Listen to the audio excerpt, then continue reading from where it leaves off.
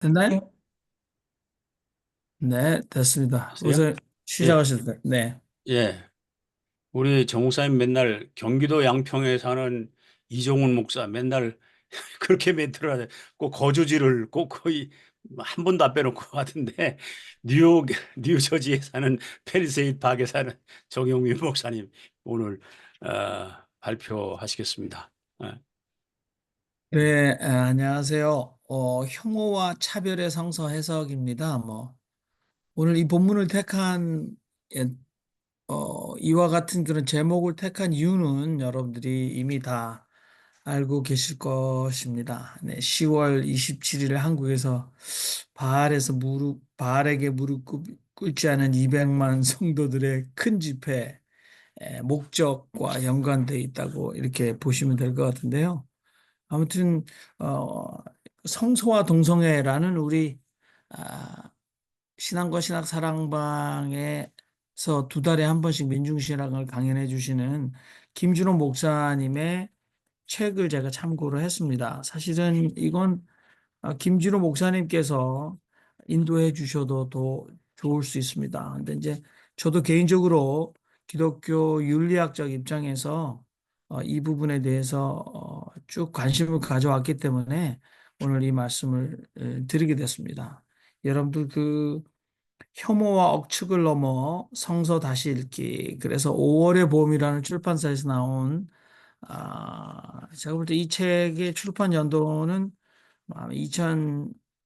2020년 정도 되는 것 같아요. 2020년. 그래서, 어, 이미 4년이 지났습니다. 근데, 어, 김준호 목사님의 어떤 민중신학자, 특별히 성서신학자로서의 이 부분에 대한 신학적인 천착, 집중에 대해서 굉장히 높게 삽니다.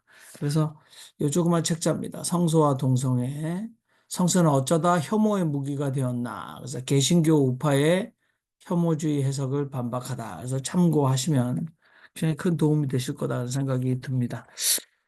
오늘 이제 성경 본문은 세 군데죠. 사사기 19장, 로마서 1장, 그리고 레위기 21장이죠. 레위기 21장, 레위기 20장입니다. 근데 여러분들 나중에 이제 우리가 토론할 때 본문을 얼마든지 충분히 넘으실 수 있다 그런 생각을 해봅니다. 우선은 그 호모섹슈얼리티라는 말은 제가 늘 이렇게 말씀드려 왔습니다만은 호모섹슈얼리티라는 이 20세기 의학 용어죠. 이거는 성서는 모르고 있다. 우리가 AI라는 컨셉을 성경에서 찾을 수가 없습니다. 왜냐하면 성서에서 AI라는 단어가 한 번도 그 용례가 없기 때문이죠.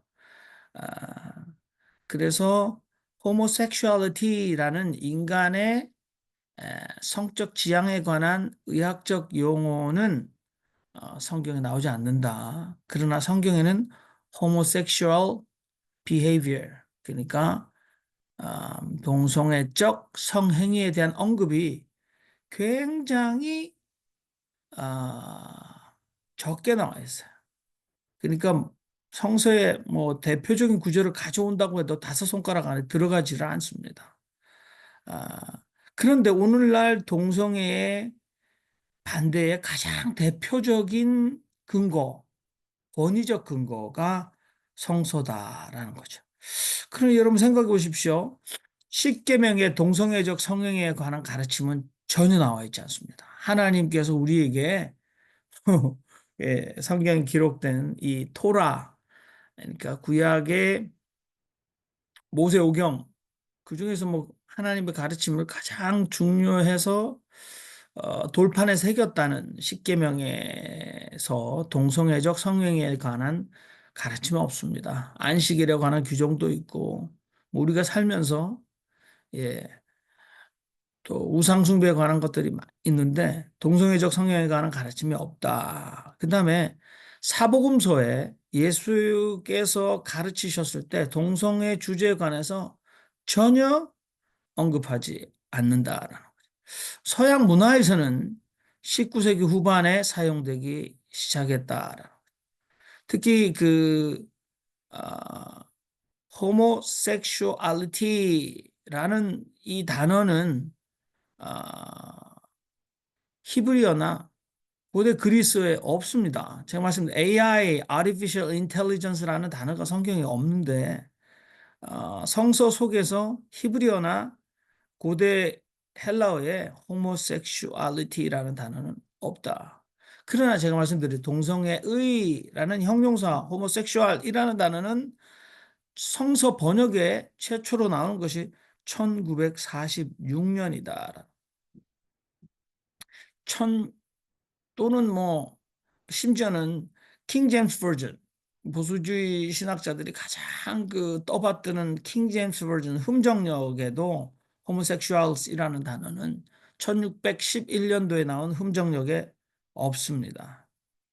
그 다음에 1971년도에 Revised Standard Version에도 고린도전서 6장 9절을 그냥 sexual pervert 그래서 성적인 변태 이렇게 나와 있어요.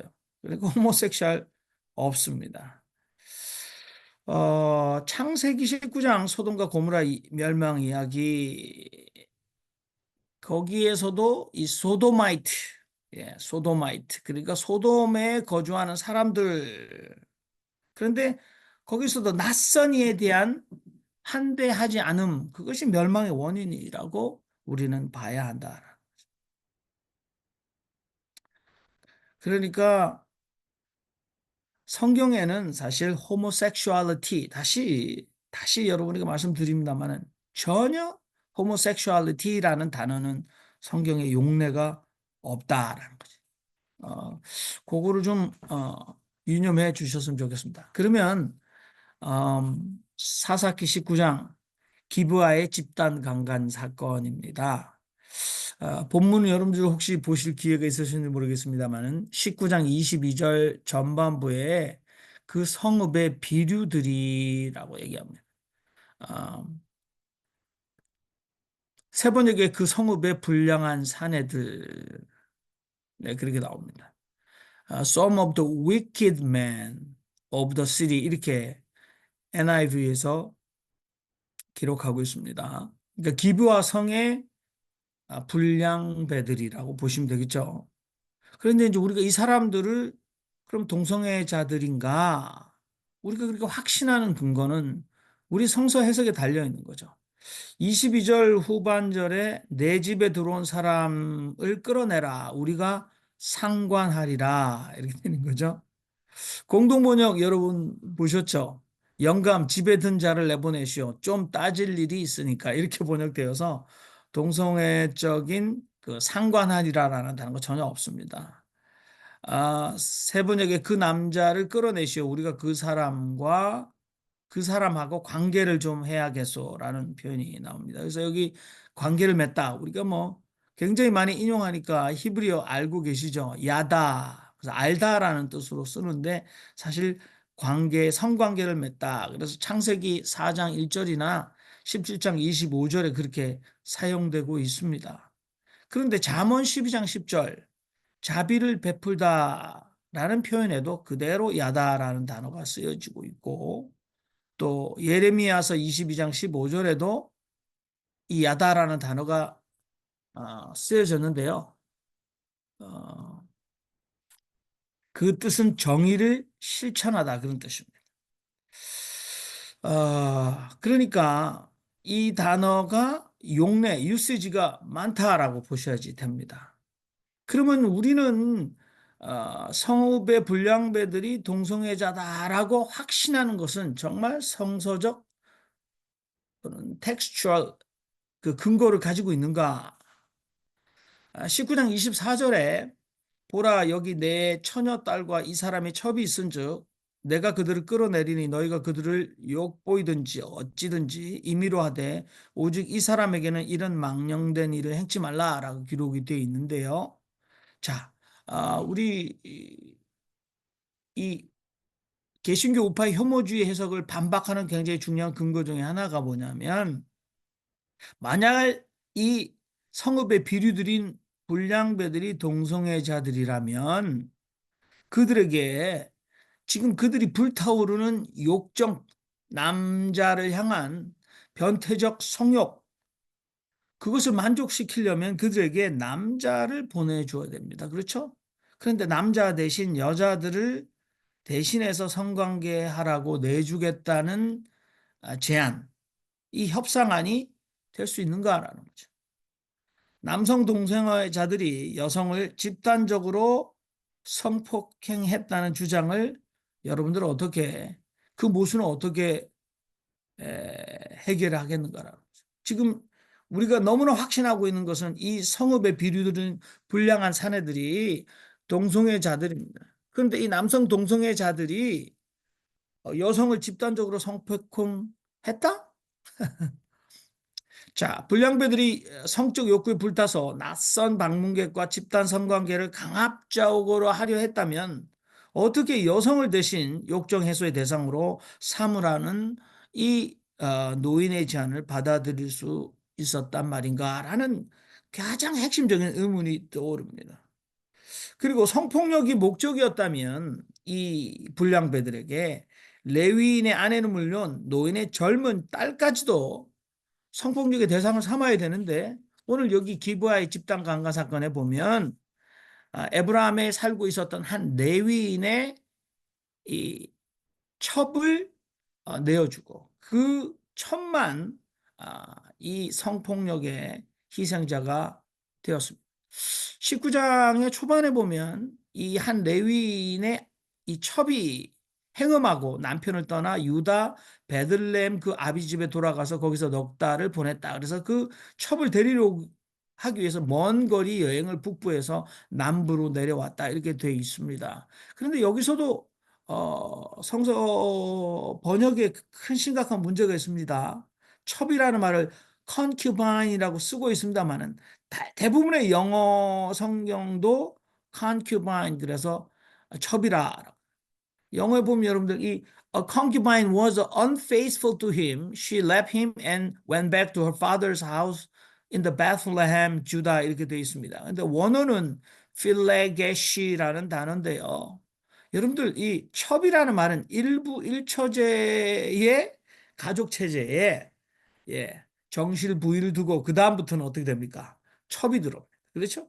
근데 이미 이 고대 근동의 고대 사회에서는 이미 일부 다처제 사회예요. 한 남자가 여러 명의 부인을 얼마든지 거느릴 수 있는데 반드시 첩이라는 단어를 쓸 필요가 없습니다. 그러니까 일부 다처제에서 첩은 오역일 수 있다는 거죠. 그래서 오히려 원어 필레게시를 보면 정식 부인이기는 하되 낮은 서열의 아내, 그러니까 둘째 아내 정도 해도 괜찮습니다. 그 다음에 이 여인이 행음을 했다라는 번역도 play the whore, 그래서 whore가 창녀입니다. 그렇죠? 그러니까 창녀 노릇을 했다. 그렇게 되어 있는데요. Modern English Version, 현대 영어 성경에는 became angry with him, 그에게 화가 났다 돼 있어요. New Jerusalem 바이블에는 in a fit of anger his concubine left him 그렇게 돼 있어서 화가 나서 열받아서 이렇게 돼 있어요. 이거 굉장히 중요한 우리들에게 장애물이 됩니다. 그 다음에 이제 이 여자가 그러면 행음했다. 근데 사실은 이건 번역은 그 여자가 화가 나서 남편을 떠났다고 돼 있다고 봐야 되죠. 그런데 여기 보면 play the whore 그래서 창녀짓을 했다라는 원어는 히브리 원어로 자나라는 단어예요.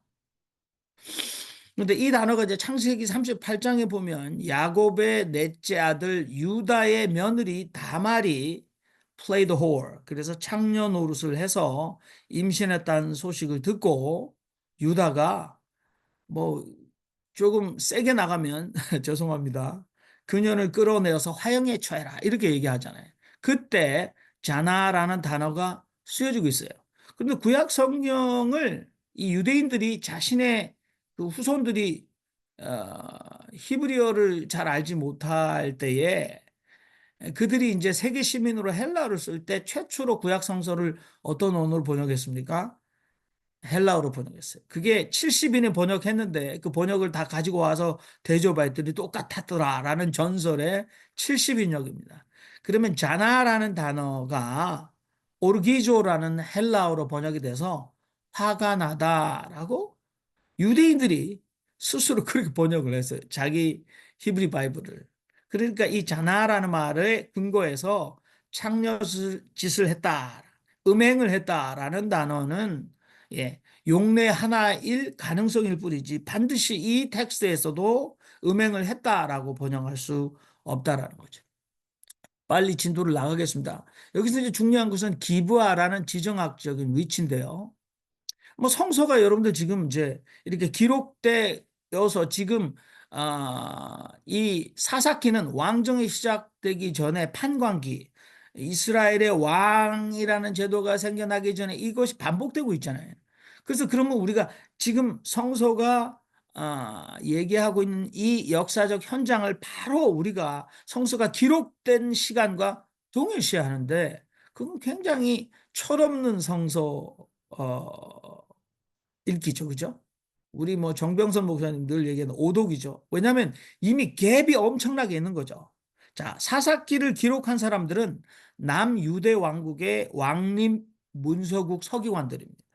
예수 시대에도 글을 쓸 수 있는 사람이 1%밖에 되지 않았다면 그보다 훨씬 더 전에 지금 역사적으로는 아마 예수가 오기 전에 2000년도 더 전의 이야기일 거예요. 그죠? 아브라함 시대부터 내려와서 후손이니까 2000년까지 안 된다고 그래도 거의 2000년에 육박한 세월인데 그때 보도자적인 관점으로 이걸 기록하지는 않았다는 거죠.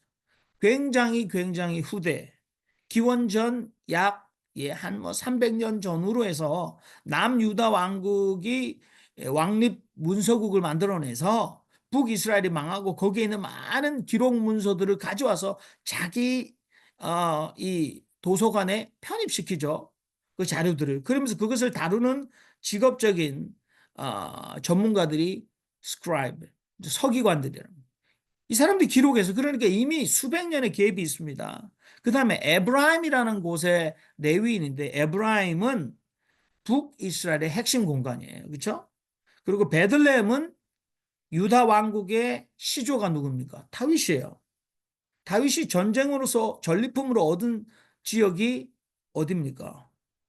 예루살렘이에요. 그렇죠? 평화의 도성 예루살렘. 그리고 남쪽이에요. 그런데 이 베들레헴은 이 다윗의 탄생지죠. 그러니까 과거 부족 동맹 이스라엘 시대에 그 주도권을 둘러싸고 북부와 남부 간에 굉장한 알력이 있었다는 것. 특별히 에브라임과 베냐민 부족 간의 경쟁과 갈등의 기억이 있는 거죠. 그러면 남쪽 편에서 남유다의 역사적 관점으로는 누구 편에서 특별히 이 사건을 바라봅니까? 바로 남쪽 남한, 한은 아닙니다만 친남 유다의 역사적 시각으로 이 사건을 바라보는 거죠. 그리고 유대 왕국의 시조인 다윗의 라이벌인 사울의 고향이 바로 기브아예요.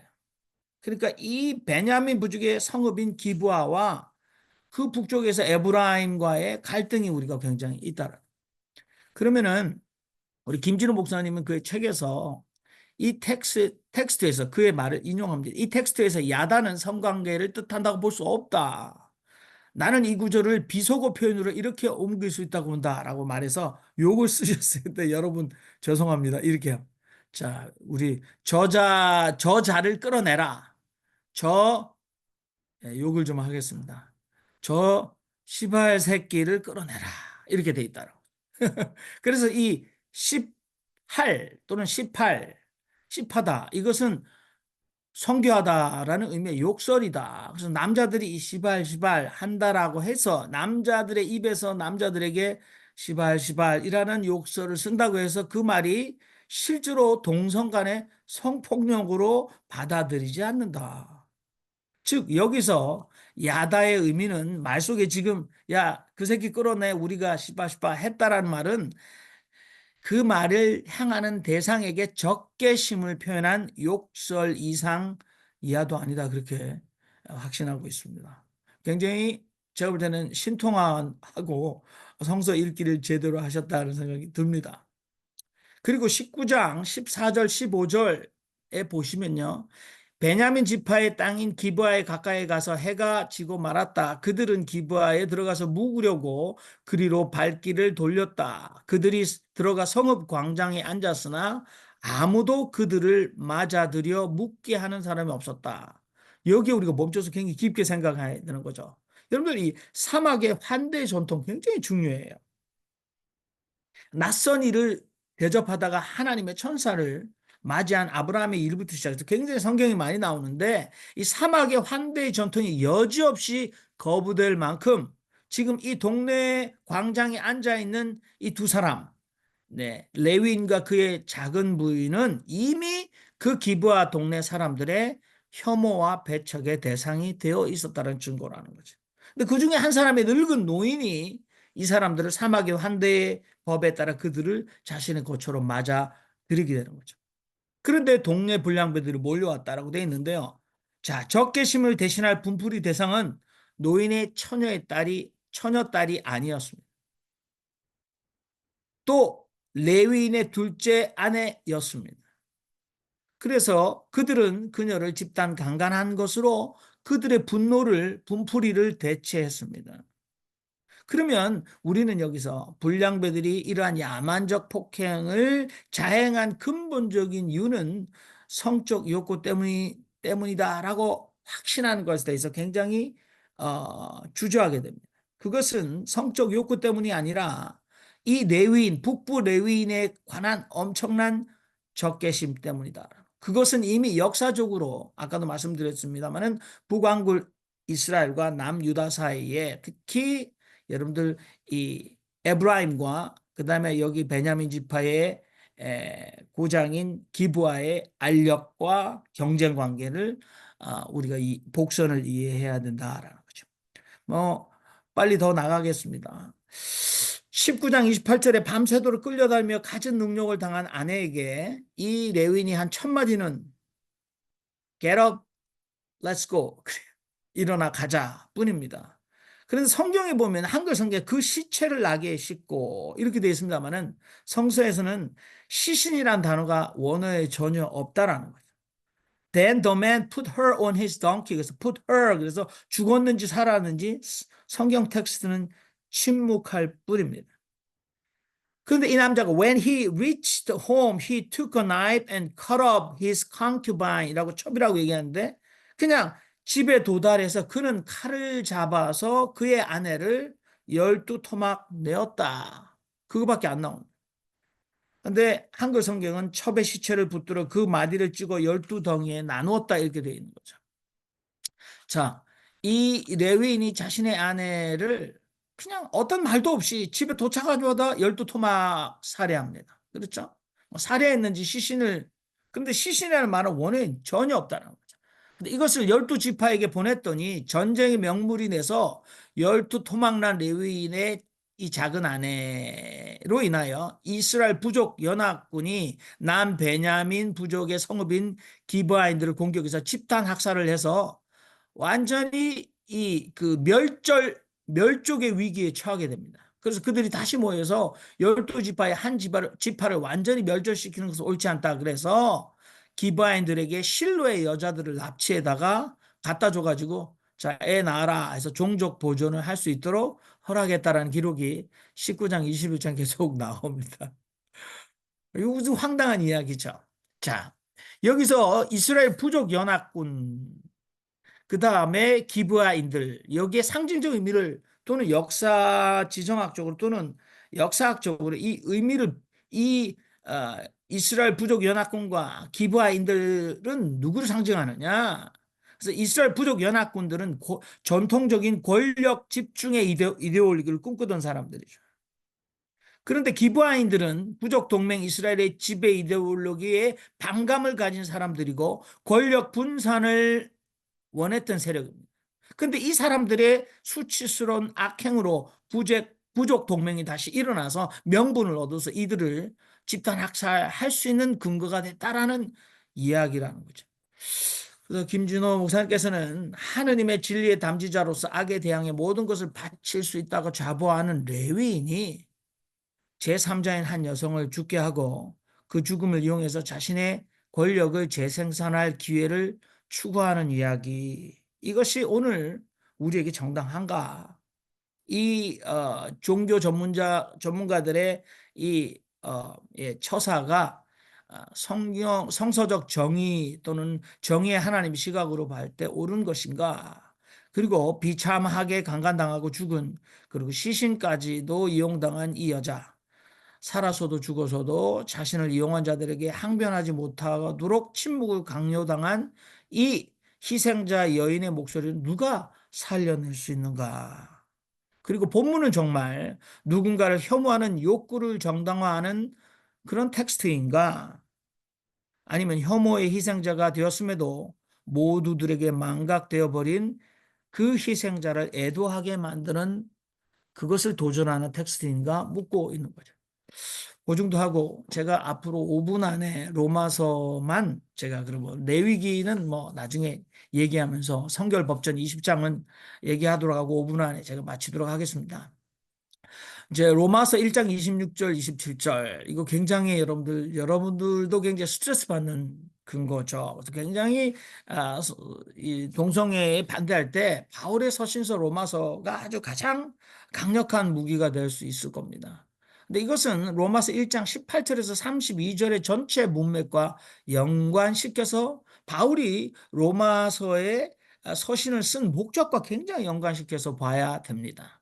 1장 23절에 그들은 썩지 않는 하나님의 영광을 썩어 없어질 사람이나 동물의 형상으로 바꿔 놓았다라는 바울의 고발이 나오죠. 그럼 이 그들은 누구인가? 그 주어를 따져가야 됩니다. 이 그들은 문맥상에서 보면은 제국의 황제를 포함해서 황제의 집안 사람들, 원로원의 의원인 귀족들을 가르칩니다. 그리고 로마서의 수신자들은 누굽니까? 바울은 한 번도 만나보지 못했죠. 로마서의 수신자들은 로마의 이스라엘계 이민자 공동체가 로마에 있었습니다.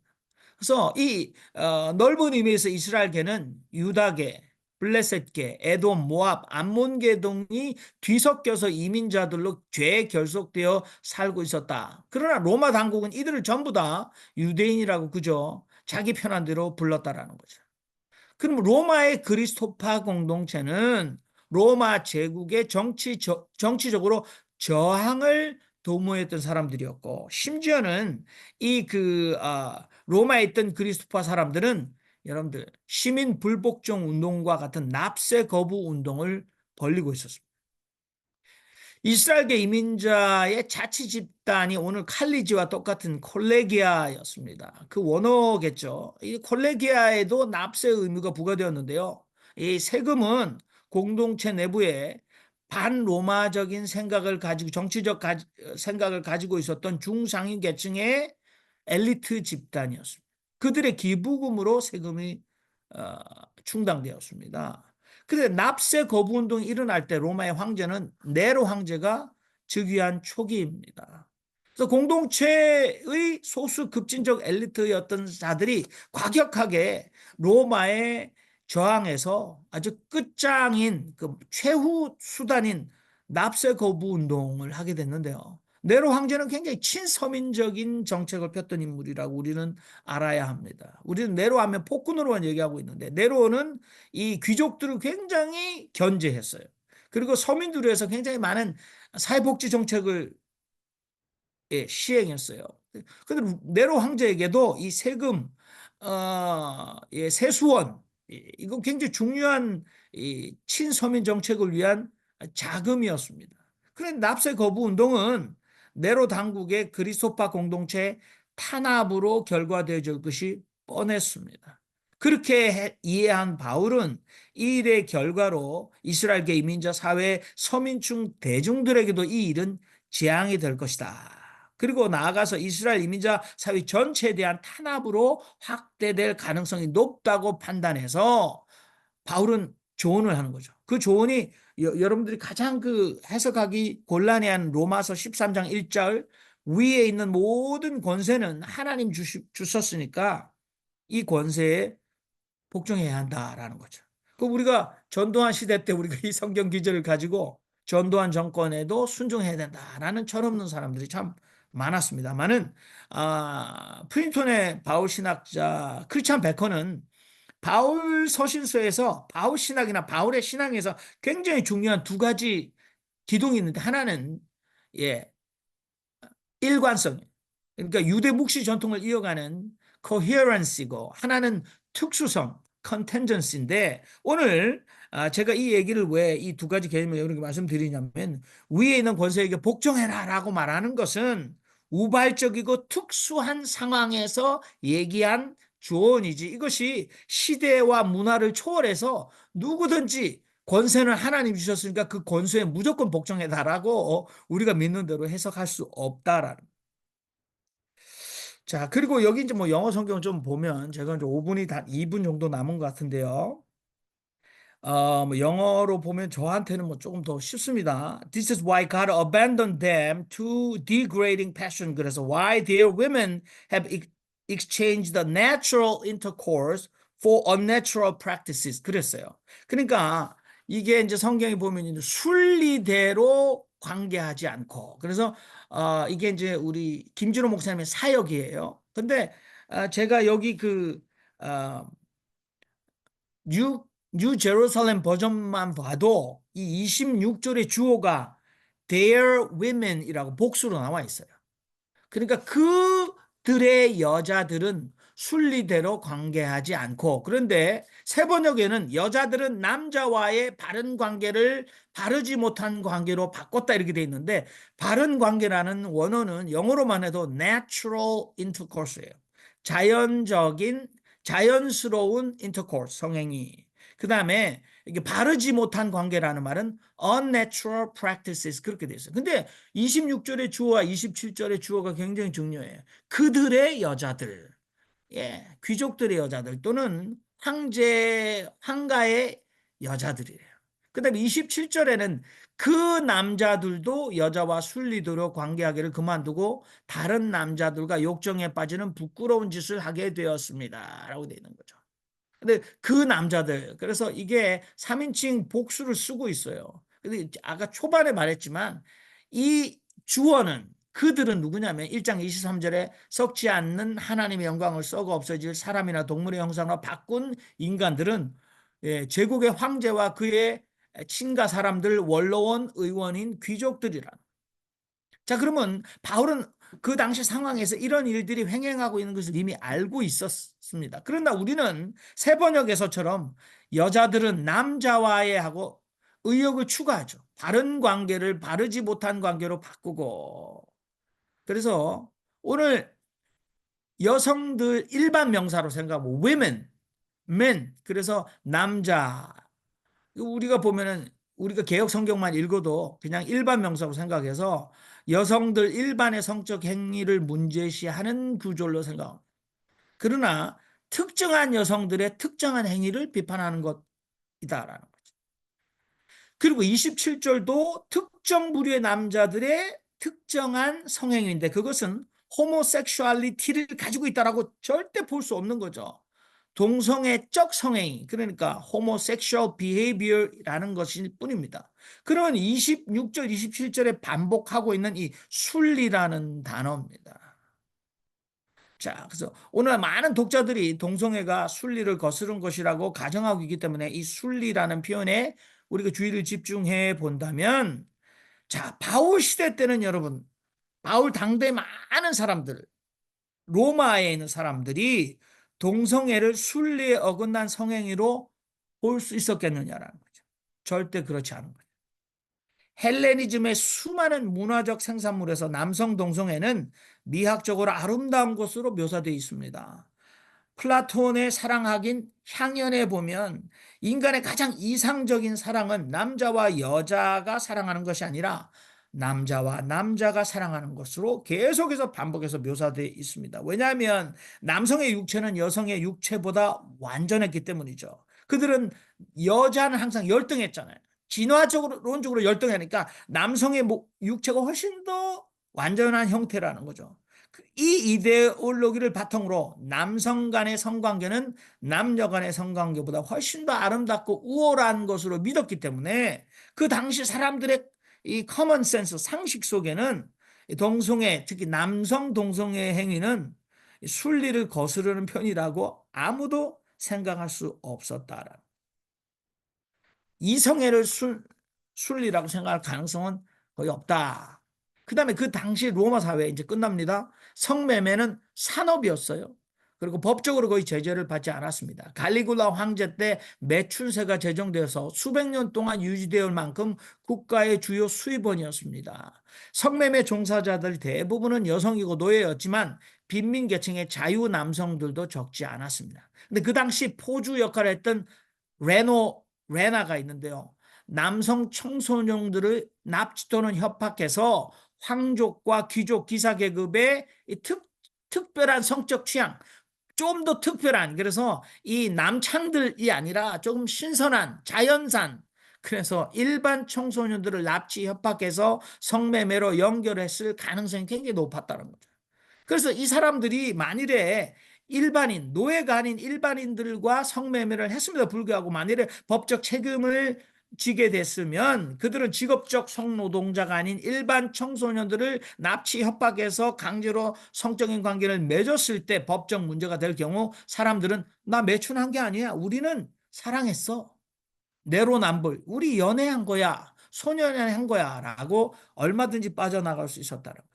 이러한 현실을 브리스길라와 아굴라 부부로부터 전해들은 바울은 성매매 자체를 순리를 거스르는 행위로 단죄했다기보다는 여기서 오늘 쓰여지고 있는 신약 성경에 딱 한 번 쓰여져 있는 크레시스, 성폭행이라는 단어에 주목해야 됩니다. 성폭행, 크레시스의 동사형 크레오마이.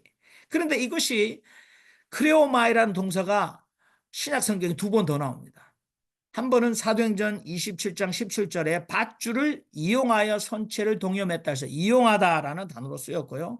디모데전서 5장 23절에 포도주를 조금씩 쓰십시오 할 때 사용하다, 쓰십시오라는 단어에도 크레오마이라는 동사가 쓰여 있습니다. 그러니까 이게 오늘 여기에서 이 성적 행위를 뜻하는 단어가 신약 성경에 딱 한 번밖에 안 기록되어 있고 그 파생어인 동사형은 신약 성경에 두 번밖에 수용되어 있지 않는데 성관계의 상대를 마음대로 또는 일방적으로 또는 폭력적으로 이용하다라는 뜻으로 볼 수 있고 심지어는 그냥 우리가 가지고 논다.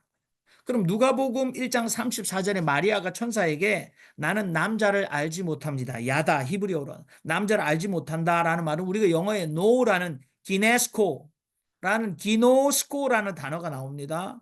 근데 이것은 성관계를 통해 서로 더 관계가 친밀해질 때 사용한 단어예요. 남자를 알지 못한다. 남자를 알았다라면 남자를 육체적으로 알게 돼서 친밀한 관계가 형성되는데 오늘 여기에 사용된 이 크레시스의 동사형 크레오마이로 우리가 유추해서 한다면 여기 쓰이는 신약 성경에 딱 한 번 사용된 이 27절 크레시스는 바로 관계하기라는 단어인데요. 로마 지배층의 성폭행 문화에 사용된 폭력적 용어였다. 바울은 바로 로마의 귀족층들의 이 행위에 대해서 바울은 지금 경고하고 있다라고 봐야 된다. 여기까지 하고 제 예, 프레젠테이션은 마치도록 하겠습니다. 예, 네. 좋습니다. 예.